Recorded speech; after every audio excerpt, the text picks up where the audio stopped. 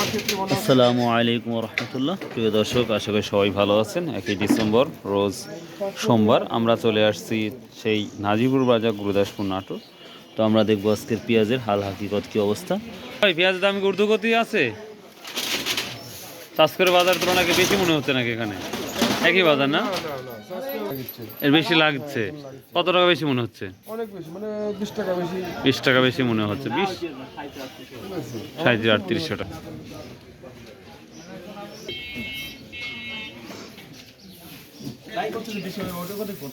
ও, এটা তো, তবে এটার বীজ ভাই পারফেক্ট বীজ, এর উপর বীজ হয় না।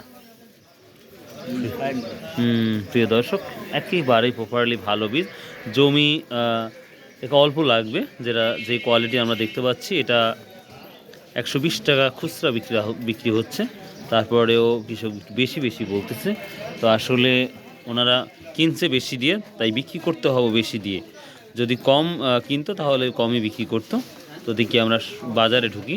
এই যে কিছু পেঁয়াজ আসছে দেখতে পাচ্ছি। তো আরেকটা ভালো লাগা ব্যাপার হচ্ছে, রেগুলারলি এখন নাজিপুর বাজারে পেঁয়াজ বেচা কেনা হচ্ছে। তো সেই ক্ষেত্রে বিষয়টা অনেক ভালো লাগতেছে বা লাগে যে রেগুলারলি নাজিপুর বাজারে পেঁয়াজ বিক্রি হচ্ছে। মার্শাল্লাহ।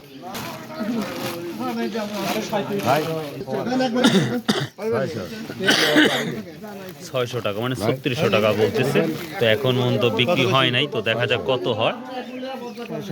600 টাকা পর্যন্ত বলছে, এখনো বিক্রি হয় নাই। প্রিয় দর্শক, এই জায়গার যে পেঁয়াজটা দেখালাম, এটা 3800 টাকা দিয়ে কেনা হয়ে গেল। 100 টাকা দিয়ে বাজার শেষ হয়ে গেল এখানে। আর এখানে পেঁয়াজ নাই, কোথাও হয়ে গেল সর্বোচ্চ 3800 টাকা।